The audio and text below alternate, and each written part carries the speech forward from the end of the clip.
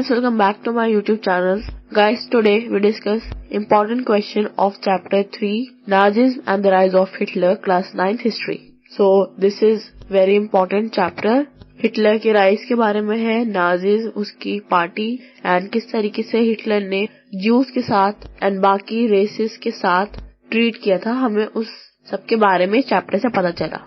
जैसे कि अभी हमारे first chapter and second chapter के मैंने क्वेश्चन आपको प्रोवाइड करा दिए हैं। अगर अभी आपने वो क्वेश्चन नहीं देखे हैं तो आपको डिस्क्रिप्शन या आई बटन पे क्वेश्चन के लिंक प्रोवाइड हो जाएगा। एंड अगर आपने ये चैप्टर नहीं पढ़ा है हमारा Nazi and the rise of Hitler मेरी वीडियो, सो इसका भी लिंक आपको डिस्क्रिप्शन में मिल जाएगा। सो पहले आप चैप्टर कंप्लीट कीजिए, उसके बाद हम ये क्वेश्चन आंसर डिस्कस करेंगे, अदरवाइज आपको क्वेश्चन में कंफ्यूजन हो सकता है।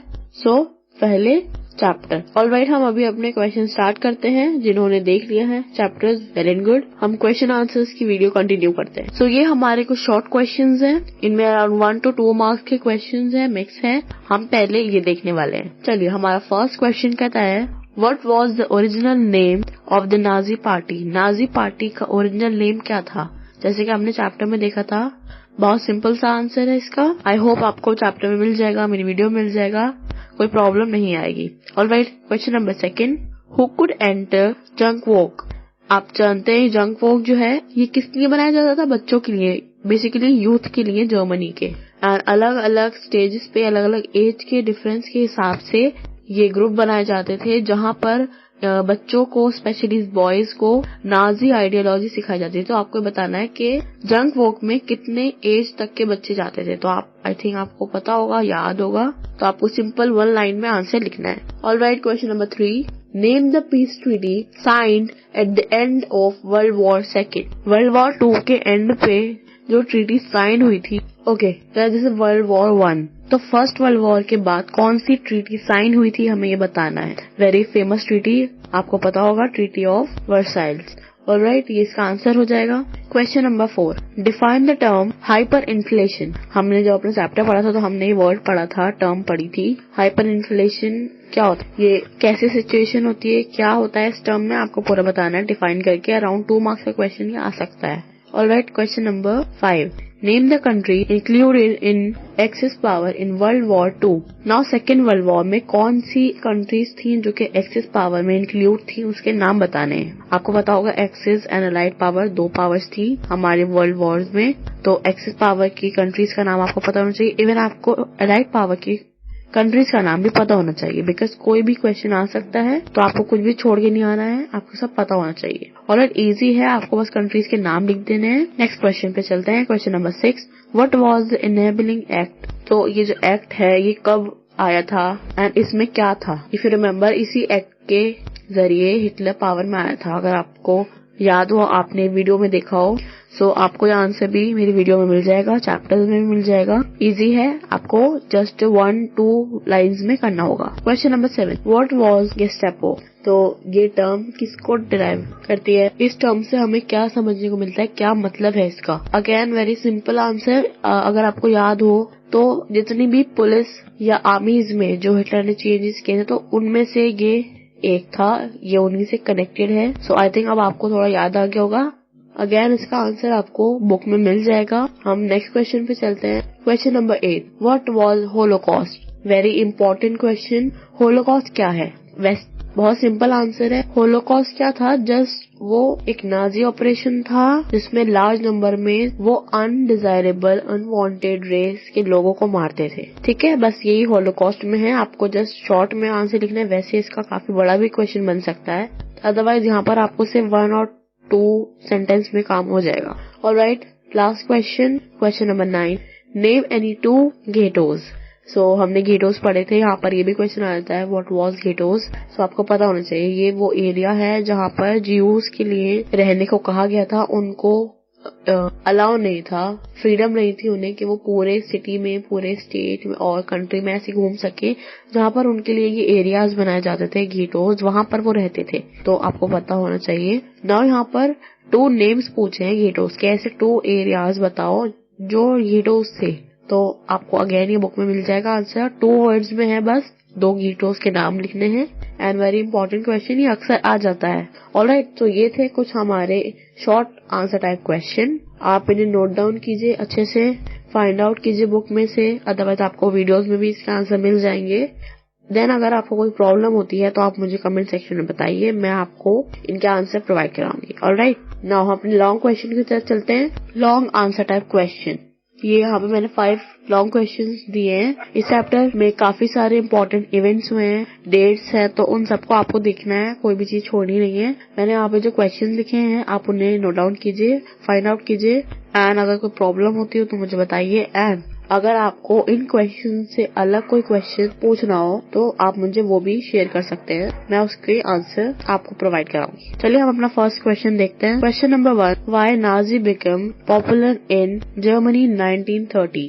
सो 1930 का टाइम पीरियड आपको याद होना चाहिए जब क्वेश्चन में आया है, तो क्या क्या सिचुएशन थी 1930s में जर्मनी की, तो और उस सिचुएशन से क्या इम्पैक्ट पड़ा नाजी पार्टी पर, बेसिकली हिटलर पर, तो वो किस तरीके से बहुत इम्पोर्टेंट और इतना ज्यादा पॉपुलर बन गया जर्मनी में, वो आपको करना है। ऑलराइट, 3 to 4 पॉइंट्स आराम से इसमें हो जाएंगे।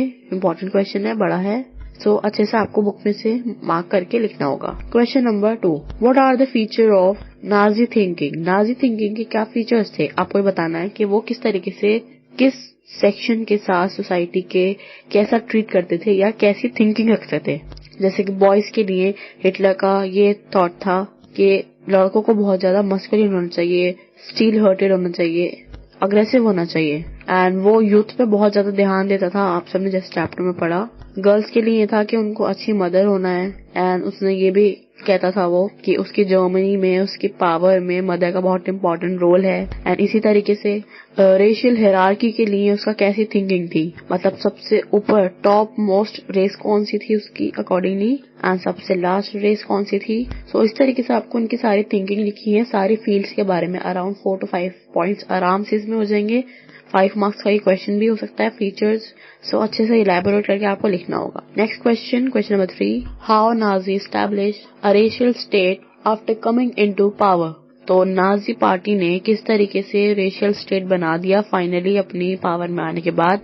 जैसे कि हमने अभी ऊपर देखा, उनकी थिंकिंग तो थी ऐसी कि टॉप मोस्ट रेस होनी चाहिए German Aryans, pure blooded Aryans जो थे वो टॉप पे थे, and according to him Jews बिल्कुल लोअर लेडर पे थे रेशियल हायरार्की में। ऑलराइट, तो उन्होंने किस तरीके से आके फाइनली रेशियल स्टेट बना दिया, आप सब जानते हैं। उन्होंने ज्यूज को अलग कर दिया, बिल्कुल उनका सेपरेट एरिया मार्क कर दिया। देन उनको अलाउ नहीं था बिल्कुल भी फ्रीली पूरे जर्मन में घूमना। इवन उन्होंने स्कूल्स में से ज्यूज टीचर्स जो थी उनको भी निकाल दिया, बुक्स को री राइट किया। सो ये सब पॉइंट्स इसमें आ जाएंगे, कैसे उन्होंने अपनी रेस को ऊपर दिखाया एंड अपनी पावर को सबसे ज्यादा इम्पोर्टेंट रखा, एंड इससे लोगों पे क्या इम्पैक्ट पड़ा उस चीज का, वो भी आप इसमें लिख सकते हैं। तो इसमें भी 4 और 5 पॉइंट्स हो जाएंगे, आपको मिल जाएंगे आई थिंक इजीली बुक में से, काफी इम्पोर्टेंट है। इवन आपको अगर आइडिया पता हो, बेसिकली आपको नॉलेज हो उस टॉपिक की, तो आप अपने वर्ड्स में भी आंसर लिख सकते हैं, लेकिन वो ठीक होना चाहिए। आप ऐसे वर्ड यूज कीजिए अपने सेंटेंस में, अपने आंसर्स में, जिनका टीचर पे बहुत अच्छा इंप्रेशन पड़े। Alright, question number 4. How was Nazi ideology taught to the young in German? Explain. Again, very important question. Nazi German में यूथ को कैसे पढ़ाया जाता था नाजी आइडियोलॉजी के बारे में, हिटलर के बारे में। आप सब जानते हैं एज वाइज उनके लिए प्रोग्राम्स, उनके लिए ग्रुप्स बनाए गए थे, तो उन सब के बारे में आपको लिखना होगा स्टेप बाय स्टेप। एंड किस तरीके से उनको सबसे पहले तो स्कूल में ट्रेनिंग दी जाती थी, आफ्टर दैट उनको एक ग्रुप ज्वाइन करना होता था 14 इयर्स के लड़कों को, बच्चों को, जिसको जंक वोक भी हम आज कहते हैं। आफ्टर दैट उनको एक यूथ, हिटलर यूथ के नाम से एक ग्रुप था, आर्मी में भी उनको जाना होता था। सो इस तरीके से आपको सारे पॉइंट्स लिखने हैं। इसके इम्पोर्टेंट क्वेश्चन है, ये भी काफी बार पेपर में आया हुआ है। Last question, question number 5. Why Nazi propaganda was effective in creating hatred for Jews? Yes. किस तरीके से नाजी प्रोपेगेंडा काफी इफेक्टिव था लोगों के दिल में ज्यूज के खिलाफ नफरत भरने के लिए। मतलब किस तरीके से लोग ज्यूज से हेट करने लगे, स्टार्ट करने लगे ज्यूज से हेट करना, जस्ट नाजी एंड हिटलर की स्पीच सुन सुन के। उनका ऐसा क्या प्रोपेगेंडा था, वो किस तरीके से, किस स्टेप वाइज कैसे टर्म्स एंड कैसी बातें किया करते थे ज्यूस के लिए, जो कि अनडिजायरेबल रेस थे उनकी सोसाइटी में, उनकी कंट्री में। तो उन्होंने ऐसा क्या किया कि सोसाइटी पे, लोगों पे उनका इफेक्ट पड़ा। तो आपको ये सारी बातें लिखनी होंगी। आप ये भी मेंशन कर सकते हो कि वो डायरेक्टली कोई टर्म यूज नहीं करते थे, जैसे कि किलिंग और एग्जाइल। ऑलराइट, इसकी अलग अलग टर्म्स थी, जैसे कि हमने वीडियो में देखा था, चैप्टर में पढ़ा था आपने। सो आप ये सारे पॉइंट्स इसमें लिख सकते हो। अगेन इसमें 5 पॉइंट्स तो आने ही है, बिकॉज इंपॉर्टेंट क्वेश्चन है, काफी अच्छे से इलेबोरेट करके लिखना होगा। ऑलराइट, सो ये थे हमारे कुछ important long questions. I hope आपको समझ आए होंगे। अगर आपको कोई प्रॉब्लम आए तो आप मुझे बताइएगा। इनसे आपकी रिवीजन हो जाएगी चैप्टर की। दैट्स वाई मैंने आपको आंसर खुद नहीं दिया, अदरवाइज आप आंसर जस्ट कॉपी कर लेते एंड खुद बुक में नहीं ढूंढते। ऑलराइट, बट डोंट वरी, अगर कोई प्रॉब्लम आती है तो आप मुझे बताइए, लेकिन पहले आपको खुद प्रैक्टिस करना है। So this is all about today's video. Thank you so much. अगर आपको ये वीडियो अच्छी लगी हो तो please like it and don't forget to share it with your friends. Subscribe my channel for more videos. Thanks again. Goodbye.